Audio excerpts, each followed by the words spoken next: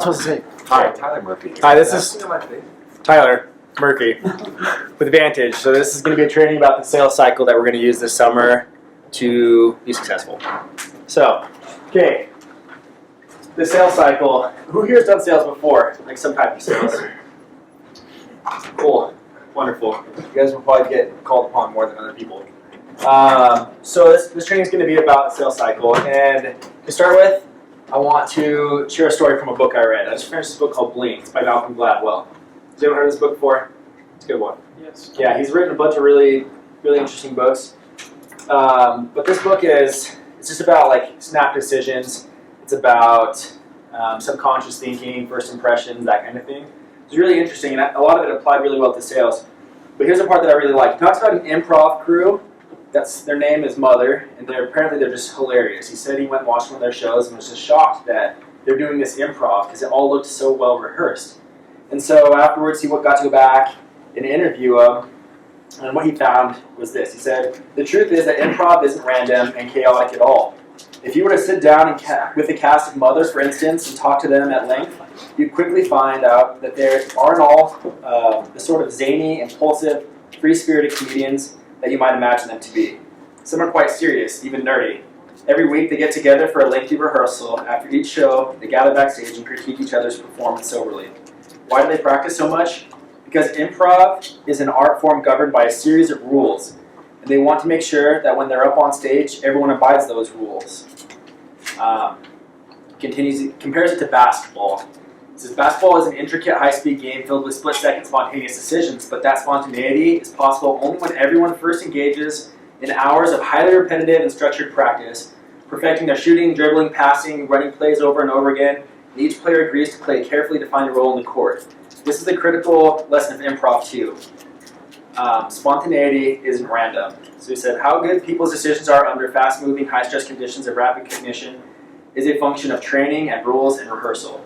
So the reason I bring that up is because the sales cycle are the rules that we use to govern our sales process. Through the sales cycle, we don't have to worry about, it frees us to focus on the customer, it frees us to focus on like their needs, and to not have to constantly be thinking about where we go from there, because that is in the rules. It's governed by this. So it's the structure for success. These are the rules that we have, just like the improv group, has rules that governs how they're going to be when they're up on stage. So, Bryn, since you already know these, can you just read for us the steps in the sales cycle? I didn't hear you say it. Can you read the steps? Okay, so there's the pre-impression, which leads to the intro. I didn't actually spell intro wrong, right? Oh, well, I read it. Thank you. And then the first part in the actual cycle is creating the need. After you create that need, you meet the need, then you close them right away. After you close them, there's usually concerns. You resolve them, and then you create a new need, which then you meet them. Yep. It goes around and around. Round and around. Perfect. So we're going to start with the pre-impression. And this is something that I think just gets talked about really quickly. So we can just kind of skip to this point. You need to be aware of how your dress affects the people that you're going to be speaking with, how your appearance does. So, for instance, my personal things are, I need to be clean shaven because I don't feel professional if I have like scruff on my face. That's like me. And I have to have my shirt tucked in. Like the rules that you need, or the choices that you make regarding your appearance, that's up to you. But for me, like having a clean cut, professional appearance is key for me feeling like I'm going to make the right impression on the customer. So that's one aspect of the pre-impression. The pre-impression, like it says at the top, is the view that the customer forms of you and you of them. That's from the Vantage training manual. But another aspect of the pre-impression that I think gets overlooked a lot is the impression that we have of our customers. So who here sold in Jersey last year? So how often did you open the door and you're like, okay, Punjabi, great. Happened more than once? Yeah. Or like you open the door and you made a decision based just on how somebody looked. You're like, a woman, crap, and I have to deal with a woman whose husband's probably not home. You open the door and like there's these impressions that you have. And there's a really interesting example here, again in Blink, and then I'll put this book away, where he talks about the pre-impression. He talks about this guy named Bob Golem, who is arguably the best car salesman in the United States. Whereas like other all-star car salesmen are selling like 10 cars a month, he is selling like his average for like the last 30 years has been 20 cars a month. He's like double what the industry like considers an all-star salesman. And so this guy, the author of the book, interviewed him. He's like, how are you so much more successful than everybody else? And he has a couple of rules. One of them, he says, take care of the customer. And that's important, right? Be friendly, take care of the customer, do those things. The next one, he says that you need to always put on your best face, even if you're having a bad day. You got to leave everything behind you at home. Even if things are horrendous, you give the customer your best. But the last thing that I thought was super interesting is this. He said he may make a million snap judgments about a customer's needs and state of mind, but he tries to never judge anyone on the basis of his or her appearance. He assumes that everyone who walks in the door has the exact same chances of buying a car. He says you cannot prejudge people in this business. Prejudging is the kiss of death. You have to give everyone your best shot. A green salesperson looks at a customer and says, this person looks like he can't afford a car, which is the worst thing you can do because sometimes the most unlikely person is flush. I have a farmer I deal with who I've sold all kinds of cars over the years. We seal our deal with a handshake. He hands me a $100 bill and says, bring it out to my farm. We don't even have to write up the order. Now, if you saw this man with his coveralls and his cow dung, you'd figure he wasn't a worthy customer. But in fact, as we say in the trade, he's all cashed up. Or sometimes people see a teenager and they blow him off. Well, then later that night, the teenager comes back with mom and dad and they pick up the car, and it's the other salesperson that writes them up. So what the point in reading this is when you get out on the doors, you're going to be getting all kinds of information. You're going to look at people, you're going to see like they have kids' bikes in the front yard, which is an indicator that tells you something that you can use in the sales cycle. You're going to make all these judgments, but when they open the door and you see that it's, it's, for instance, an Indian person like we dealt with a lot in New Jersey, that might cause you to like throw all this information you have out and just kind of get focused in on that. And crap, I'm dealing with an Indian. You kind of forget your game. So be careful with those pre-impressions. You need to consciously fight the urge to judge customers too quickly. You'll find a lot more success, like he said, by treating every customer like they might buy. So Jeremy Rosenwald is like the best salesman. He sold the most of anybody in our company last year. He sold over 800 accounts. And so I was talking with Joe about him, and Joe was telling me, he's like, yeah, I was just talking with Jeremy, asked what he does on every door. And he says that he doesn't leave a customer without taking them through the sales cycle 3 times. He won't give up until he's gone all the way around that circle 3 different times, because up until that point, he's just like, you can never know who's going to come out or who might like have their interest peak. So I think that's like a good, like before you you prejudge them, you say that you're going to just go through the sales cycle once and then throw it away. Like try to go through the sales cycle 3 times. Try to put those pre-impressions that you have of the customer aside. Try to like use the observation that you have to work with that customer, but don't judge them too quickly, or else you'll be throwing sales by the wayside when really they just had a concern or they had a wall up and it just took them a second to get that down. So we're going to move now into the introduction. So the introduction, you introduce yourself and you begin the sales cycle. So I just put basics, who you are, why you're there, what you're doing. So this allows you to cement your first impression with the customer, which is really important because in this business, the customer's buying you almost as much as they're buying the product. If they like you, the odds of them buying their service, the service goes way, way up. So being friendly, smiling a lot, like my big thing is always just have like a huge smile on your face, because who doesn't like somebody to be smiling? I try to crack a joke immediately too, because everyone likes a funny man. So those are things that will really help you with the pre-impression. But the most important aspect here is to get their attention. You want to hook them. It's just like if anyone here is, has taken an English class, you need not hook them horns. Just Luke, please. You need to get their attention. That's the most important aspect of your introduction. So I'm gonna have Logan just, when you knock on the door, the first thing you say when they open the door, what do you say? Hey, how's it going? There you go. Brent, what do you say when you knock on a customer's door, they open the door and say, hey, what do you want?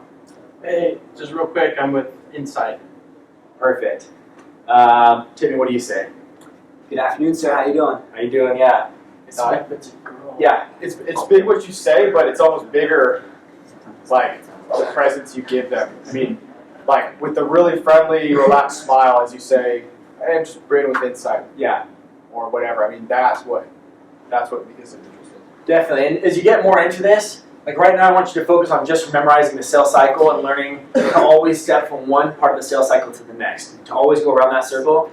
But that's not to say, like, after you've got this mastered, there are so many other things that will make you much better salesman. You can work on your body language, which is key in the introduction. You work on your meta-verbal communication, which is also big. So there's a lot of things you can do. My introduction is always just, hey, just real quick, my name's Tyler. I'm out here with Terminex. Or sorry, I'm going to go with Insight. Hey, just real quick, my name's Tyler. I'm out here with Insight Pest Solutions.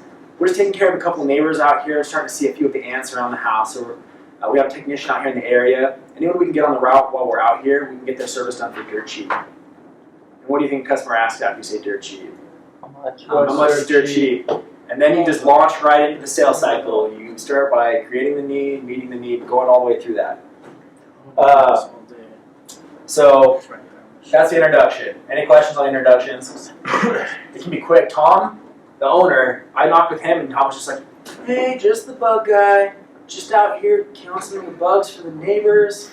Honestly, I just remember thinking, I was like, dude, he sounds so mellow. He was like super laid back, just smiled, and people were like, if we can get you on the route while our techs are out treating some of the neighbors, get it done dirt cheap. People were just like, okay, what's dirt cheap? He got everybody's attention right away. Super friendly. Everybody loved him.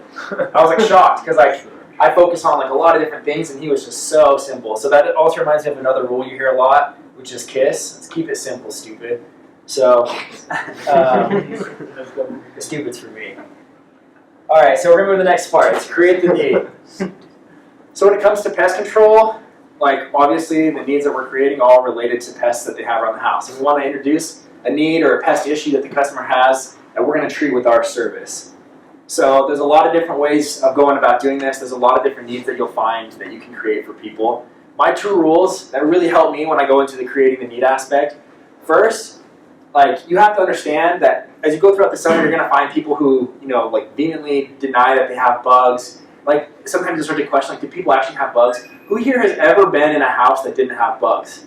I've never been in a place where I didn't see a spider. I've never ever been in a house in my entire life where I didn't see some sort of bug activity if I was there for any amount of time, right? And that's what's interesting about the summer is you need to go up to each door carrying that confidence. You know that they have a problem, not a problem, I'm trying not to use the word problem, but you know that they have some pest activity in their home. It's given, it's there. Or they're gonna have it later in the summer if they don't have it right now. So when you approach the door, always have that confidence. That really helps me. Just deep down, I know that they have some bugs in their house. That's gonna help me. You gotta be really assumptive about that. The next rule is you don't want to overstate the issues. Like I said, you don't want to call it a problem. There's a rule that they talk about, a couple few. So when you talk to somebody, I'm like, we've just been taking care of the neighbors. They've just been seeing a couple of the spiders, a couple of the little ants, a few of the little crickets in the basement. Not a real big deal. You want to understate the problem because they're like, oh, they're getting treatment and they only have a couple and a few. I have a lot of ants. So that helps you, when you undersell the need, it helps them to understand more. It raises their eyebrows. They're like, whoa, if I have more than a couple, that means I actually have a problem. Don't use the word problem with them though, because when people think problems, they think infestations. And very few, if any of the customers you'll treat this summer, legitimately have infestations where there's just bugs everywhere. That's not super common. People buy the product because they don't want to really have any bugs around, and that's what you're going to be in charge of doing. So we're going to go ahead to where we meet the need. We're on video, just because it's funny. Whoa, that didn't work at all. Okay, that video doesn't work. Sorry, guys.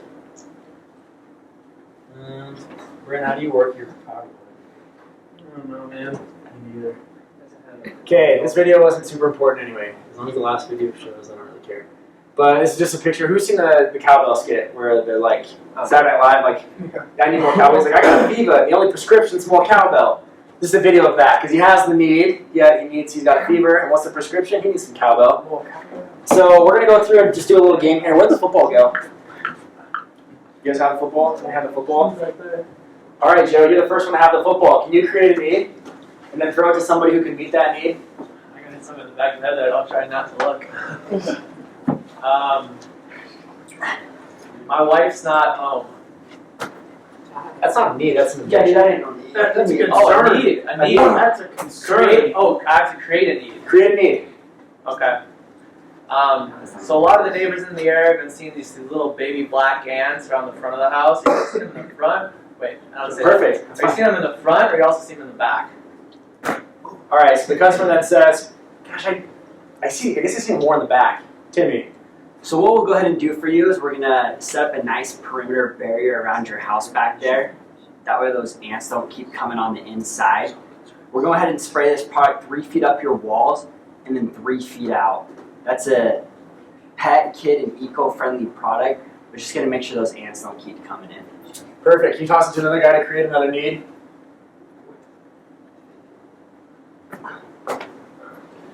Some of the neighbors have been getting some of these little wasp nests up here in the eaves and behind the shutters.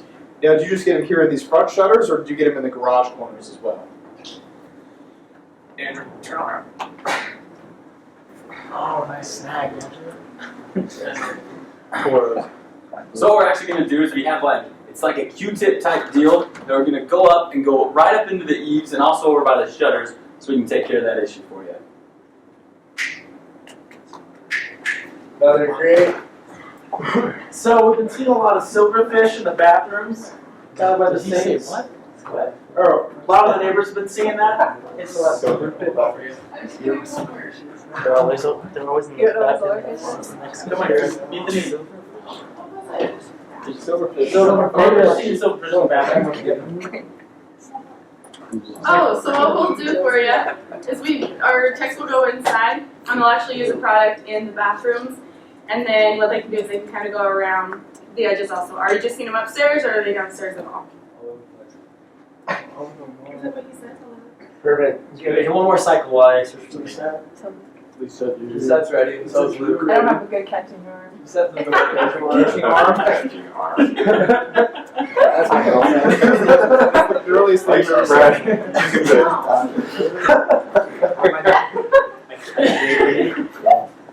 So your neighbor Joe down the street was telling me he had like 20 ants or 20 mice in his garage. You guys are probably getting the same type of thing. Am I right?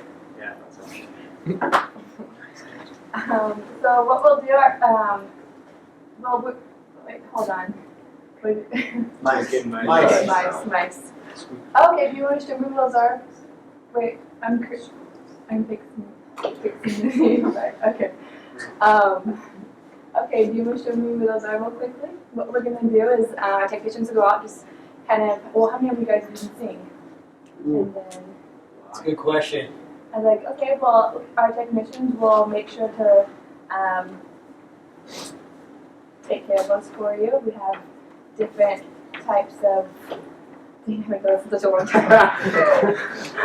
Okay. Lisa, you're doing really good. Though. Yeah, just All you first years are gonna sound like that day one here. Actually, no, you're not tomorrow. Trained. Luke was celebrating. No, because okay, you can throw the ball back. And yeah, we'll take care of it for you. Okay, term aside. So that's like the principle, right? You create the need, you meet the need. Maybe this will play now. It's alright. I don't know. I'm nervous. It's okay. Apparently not. That's what I'm gonna sound like tomorrow. All right, cool. Okay, so we're gonna have the next one.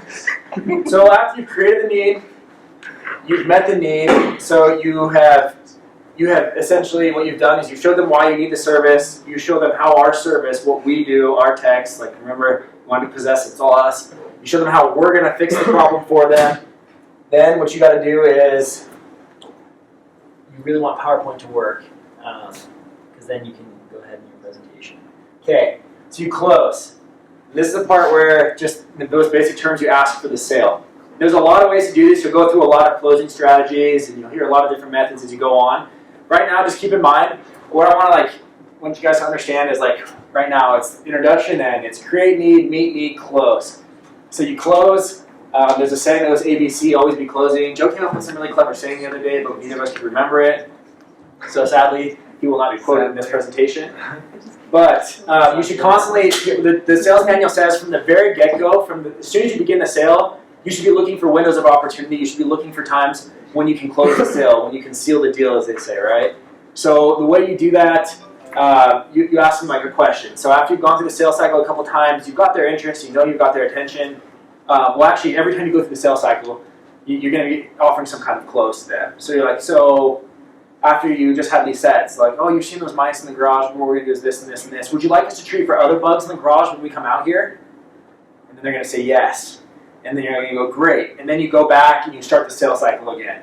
You start with the create need, you meet need. And it sounds really silly. You're like, they just said that they wanted me to treat the garage when I'm out here.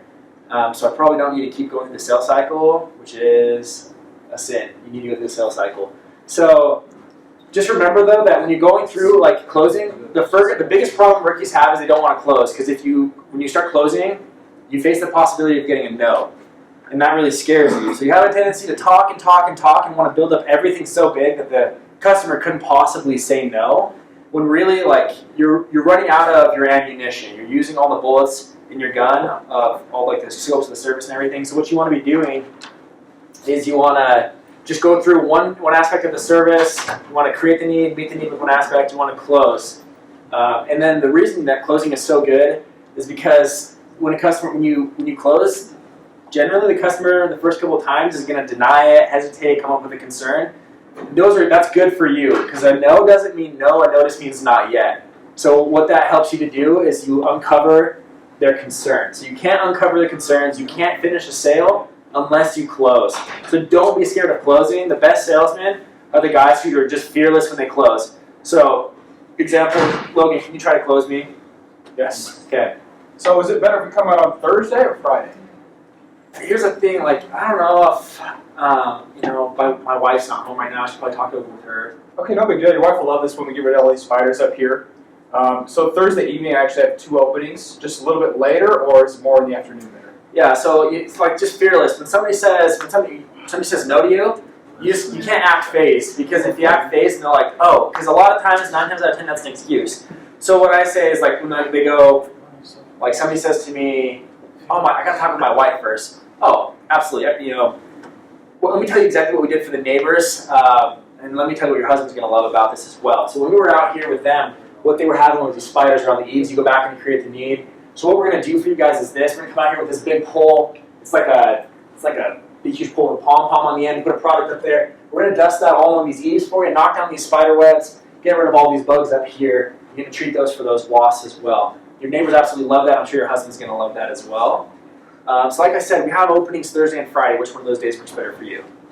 And if it's not a need, if it's not a real concern, if that's just them trying to get you off the door by saying, I'm going to have to talk with my wife, then if it's not an actual concern, then they're going to say, Thursday works better. If it is a real concern, they're going to say, yeah, like I said though, I really do need to discuss this with my wife. Then you can go way more into depth with helping them discuss their wife. You're like, okay, so let me, you know what I mean? You got to give it one test, because they're going to throw at anything to get you off their door. Nobody likes to talk to a salesman. So you need to give it that test. You need to kind of blow it off and then go around. And that's what the next part here is going to talk about, is just concerns. So when they actually have the concern, they say, I'm going to talk to my wife. Like I said, you want to test that first. Make sure it's not just an excuse to get you off the doorstep. But if it is actually a concern, you need to have some ammo. You need to have ways of facing them. The biggest thing for me is to not be phased. I like to say this one. That's exactly why I'm here. It's like, I need to talk with my wife. That's exactly why I'm here right now. The wives of all the neighbors have been liking this. Like, it just gives you an opportunity to think of something to say. So here's a couple transitional lines. One that I actually have just recently liked, started when I was reading through the sales manual, is well, actually. So they go, I'm really not seeing that many ants. Well, actually, a lot of the neighbors haven't been seeing a ton of ants right now as well, but it's New Jersey. You know how it gets later in the summer. You're going to be seeing those ants. But what they were also seeing was in the bathrooms, they were seeing a few of those silverfish. So like this long, they're really quick little suckers. I'm sure you guys have probably seen a few of those around. What we're going to be doing for them is this. So that transition helps you get around there. And if they come back and say, seriously, I'm not seeing any bugs at all, you really can go into that and okay, the way it works is this. Early in the summer, you're not going to be seeing a lot of bugs because they have their larvae, they're hatching. Anyway, go into a lengthier explanation to resolve their concern, but that's always a test. A lot of people do it even 3 times. They'll blow them off twice, and then if they bring up that same concern 3 times, then you really want to tackle that. And that is what you need to do to bring down their walls, to break down that barrier. So we're gonna do the football game again, where we're gonna have somebody close and somebody else offer concern, and then the guy who offered the close is gonna have to fix that. Okay? Who's ready for the football? Oh, way to put your hands up. I'll just do it. Thanks, Brandon. Oh, got my phone. Got that catching arm. So close one of these rookies. Okay, Jeremy. So we can we can have a few spots open on the route either tomorrow afternoon or in the evening. What works best for you and your family? Yeah, Yep. Yeah, you're supposed to give them a concern, like, No, but oh, my wife, Okay. something like that, excuse, whatever you want. Do you need ideas? Jeremy, is your husband home? Definitely not. That's the sport. So this is the game bar right now. Right. Okay, great. You know, not a big deal. We can still put you on the route though, because I know he's gonna like this. Because you were telling me earlier he didn't like the ants in the kitchen. So, like I said, when do you think would be best for him? Then would that be tomorrow afternoon or later in the evening? Well, I only sleeps in pretty late, so I don't know. Okay, Probably in well- the afternoon. Okay, Okay. perfect. So that was an excuse for you. You can tell that was an excuse because when he went through, he resolved that concern. It was just not a big deal, right? You were like, oh, he sleeps in late. Thursdays, I guess. Like, made you make a decision, right? Because people are going to throw up excuses, and it's okay to just kind of blow them off. Like, yeah, that's fine. What your husband's going to like is this. And then we're going to go to one last slide here. Something that's really, really good to know, and this is something that we all do a lot, is after we resolve the concern, you say, what your husband's going to like about it is this, this, and this. Like, you don't go straight back into closing and say, so yeah, so Thursday or Friday. What you want to do is go do another meeting. Another thing that the neighbors really liked about our service is that we're actually taking care of the garages for free while we're out here in the area. A lot of the neighbors see some spider activity in there. You'll see the webs up around, the racks where the garage door goes. So I can actually have my technician get in there for you guys. He can take care of that while he's out here, knock those down, treat it, take care of the mice, whatever. Then you want to, you created, you met, you resolve, you close again. Like I said, is Thursday better for you or Friday? And then they're going to say Thursday or Friday, right? They're going to come up with a decision, or they're going to make up another excuse, in which case you just go again. Brent? One thing that you want to be careful of though is when you do get a concern, you don't go straight back to the closing. Yeah, that's what I'm trying to say. Right. Okay. Yeah. Sorry. Then You're I'll fine. let you keep going. No, so that's what you want to do is you resolve their concern oh, my wife, I got to talk with my wife. Okay, what the neighbors have liked about it is this. The neighbor's wife, John next door, his wife loved that she can keep out with the spiders. So Thursday or Friday, does that work better for you? They're not gonna, you need to kind of put some distance between their concern and the close again. So you go through and you create another need, you meet the need, you close again. And then after you've done it, you've built up more value. Now their excuse doesn't seem valid at all to them, unless it actually is a real concern. Depending on their body language, their tone of voice. I mean, I generally use a soft close because it, like Luke said, you don't want them to say yes at first, because if they say yes, they don't know what they're saying yes to. You know what I mean? So you're getting those soft closes to get those concerns out of the way. Oh, gotcha. So you get through all the concerns and then. Well, you have people that say yes, and ants all over my kitchen. Yeah. I was about to call someone. Okay, perfect. We actually have an opening on Thursday. Is morning or evening better? Just close. Or close right there. Boom. But even then, even when they say yes right away, I got the ants, I want them gone, sign me up. Even then, I would still continue to kind of softly, more in a friendly nature, work them through the sales cycle, continue building value, so that when the next door guy comes and knocks on their door, 8 months down the road, you don't switch them over. We want to get quality accounts for Insight and for Terminex, so continue to build the value. Yeah, what's really cool, I know your big deal is the ants, but we're also going to be getting rid of, mice, the silverfish, those types of things as well. And then by the time they've signed that contract, they're happy as clams. When are we supposed to talk to them about the price, the actual price of the? So that's a good one. So this is why what's interesting about the sales cycle. I just want you right now to understand that. But normally with price, they'll ask me the price right away because they go, hey, while we're out here in the neighborhood, if we can get you on the route, we can group some neighbors together, save our technician time and money. We can go ahead and get it done for you guys real cheap, dirt cheap. And they go, well, how much does it cost? Well, it depends. Do you guys have a basement in this house? Okay. Yeah, is it finished or unfinished? It's unfinished. Okay, what a lot of the neighbors have been noticing, so now I'm creating the need. The neighbors have been noticing that there's spiders down there in the basement, a lot of those unfinished ones. So we're actually have our technician come in and do an inside treat before you guys are going to go in.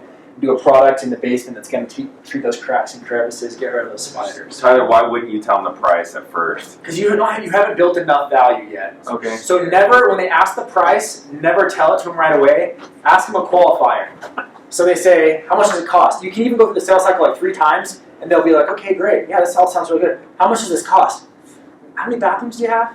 Okay, the reason I ask is because what we're going to do is the technician's going to come in on the inside for you guys. What happens is bugs tend to nest in the walls, and they get in there through the pipe systems from the outside. So they're nesting right behind the pipes in your walls. What my technician's going to do is he's going to come in with this injector, and he's going to do an internal injection into the wall, take care of the bugs living in your bathrooms, behind the sinks in the kitchen, that kind of thing. And then you can you go ahead and say, so are you more available Monday or Tuesday? How much does it cost? Wait, like, Tuesday. Wait, how much did it cost again? Sorry, it slips my mind. Like, that's always I say, like, oh yeah, price. And you go back to it, but by this point, like, you've built up value because they're like, oh wow. So I already wanted to know how much it was, because asking price means you want to buy. Yeah. That's a buying sign. So then you go back and you build a little bit more value. So then if they weren't 100% sure before, they usually are. So what we're actually going to be doing is coming back every 3 months and retreating you guys as well. The great news is while we're here, we can do that for a little less than half. Normally it's about $250 for the first treatment, and $150 for each treatment after that. Well, we're out here right now. We can get you guys on a route. We can do it for $125 per treatment. Super cheap. And then after you offer them the price, what do you think you do? Tell them the price. Create need, meet need, keep closing, keep resolving concerns. You don't, after you give them the price, you always want to take them through the sales cycle again. Never stop at the price. That's what I was saying. Never end on the note of the price. Like, because you say 125 a quarter. And in their mind, they're like 125, 125. Like, oh, shit, that's $500. So it's just 125 a quarter. All right. So what I'm doing for John down the street is around back. He's got a deck. So we're actually going to go back there, and I'm going to have him treat around that area. So take his mind off the price, so he's not in there adding up with his numbers like, look, crap, my wife's going to kill me if I spend $500, $600 on pest control. You know, keep building that value. Lucas. And I also think how you say things, how confident you are, is how they're going to react. Because what we do a ton, but a lot of times we're like, it's 125, I'm not scared to say anything, or we're trying to close them. But if we really understand what we're doing for them, like we do a lot, and it's a good price, and it comes off that way, then they won't think, like, oh, it's only 125 if you present it that way. Saying is, if it's a big deal to you, it's a big deal to them. Not a big deal to you, not a big deal to them. So when they ask you the price, be confident, like you said, the service that we're doing is amazing. Insight, Terminex, doesn't matter which one of our partners we're working with, it's a fantastic service. So how much you do it for? We're going to do it for 120. It's like, well, we're in the neighborhood, we can get you guys done for a little less than half. It's just going to be 125 a quarter.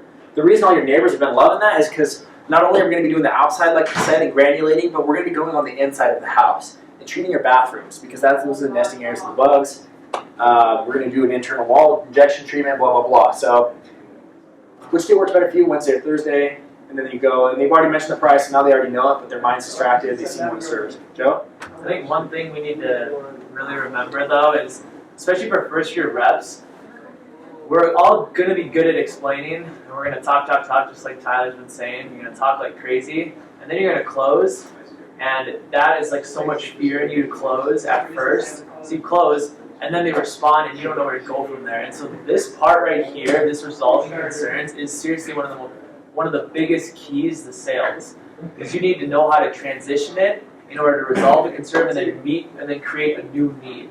That is some of the biggest key into you guys being able to sell. Because a lot of times, guys will be on the doors and they'll be like, I've talked to 50 people already today.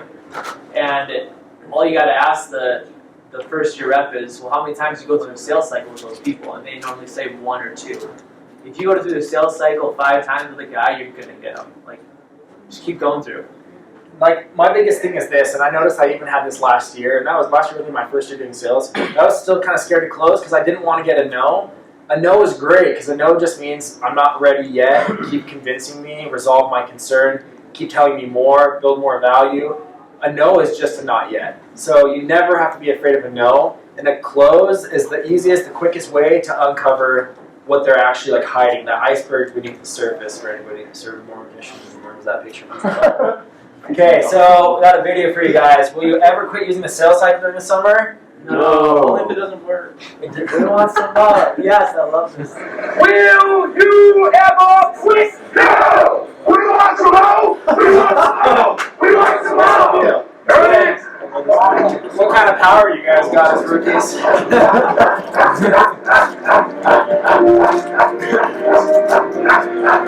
Let me ask you something, Mr. Campbell. Hello, rookie. What kind of power you got? Oh, man, you know I got soul power. I got a question to that. I got soul power.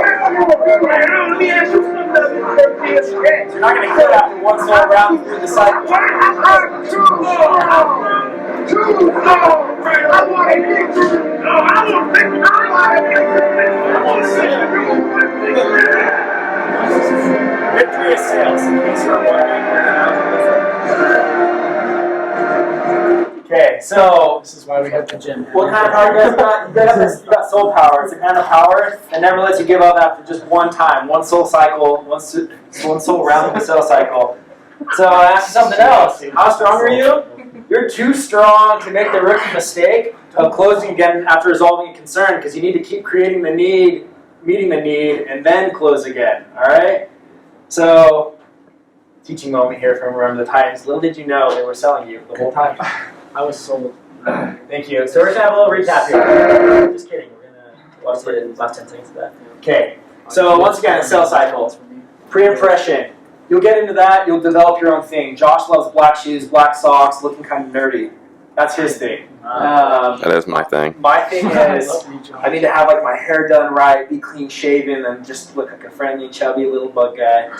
And everybody's got their own thing.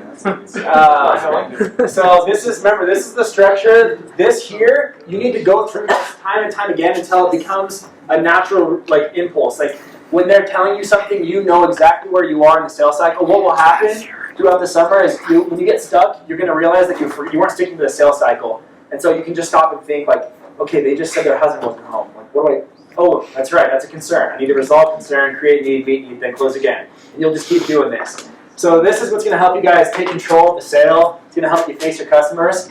So what I want you all to do, this is my commitment to you as a return missionary. So try one pitch a day, do it slowly, deliberately, take yourself through each step of the sales cycle. You eventually, like I did last summer, I sat down and I created a huge list of the needs that I could create, how I would meet those needs, and then a whole bunch of closes that helped me flow through that. And I would sit there and just practicing, okay, create the need, I meet the need, I do this, and I would be practicing those. So you guys should, if you can do that, it's going to prepare you immensely for the summer. So my question for you guys is to maximize your potential and hone your skills, will you guys do one pitch a day, taking yourself through the sales cycle until the summer? Yes. I want some Yes. Yes. Woo! Strong sign. I promise you, if you guys do that though, and this is like a serious promise, like you really will hit the doors that much ahead of the game. If you don't have to think about the sales cycle because it's natural, you're going to be killer salesman. You're going to have time to hone all those other details, the body language, the other things that are going to make you an all-star. Joe? Let's give a little example of people who prepare before the summer and memorize this, and people who don't. Sorry, I might pick on one of you, and you probably already know who it is. The guys who do honestly hit the doors and they get 3 the first day, 4 the first day, even 1 the first day. It's the guys who have already put in a lot of time and effort, who've done their preseason selling like a lot of you guys are going to go do tomorrow. The guys who may sign on really late or not do all the preparation will go on the doors and not even know what company they're selling for. Luke is first day. We love you, Luke. But his first, yes, please tell the story, Luke. Okay. Stand in front. Go in front. Video. So we can all hear you. We need to record this. Okay. Learn from me. So I came to one of these meetings. It's the only thing I came to the whole preseason. I didn't go to the big one mandatory meeting or the St. George stuff or Las Vegas. And I showed up 2 weeks late to sales anyway. To the summer anyway. I hated him the first moment I saw him. So literally all I had was one of these before I knocked my first door. So I went out with Joe and we knocked for like an hour, but one person answered. And I didn't know it then, but that was the easiest sale of the summer. The guy was like, oh yeah. So Joe signed me. Oh, it was hard. Oh, yeah, right. So we were on the door probably for like 5 minutes. And then we kept knocking. There was nobody answered, so Joe left. So I was by myself. And I didn't know what any of this was. I didn't even have a manual yet. And all this was my fault. It wasn't their fault. I chose not to go to that stuff. And then I forgot who I was selling for. I said, I knocked on someone, said like, hey, this is Luke from Termicide. I don't think I actually said that, but I mixed Terminex and Insight. I didn't know what the bugs' names were. People were literally laughing at me. It was probably, not joking, the worst day of my whole life. The next day, that night though, I read the manual for like 3 hours and knew something at least, so that the next day I at least had an idea who I was working for. So,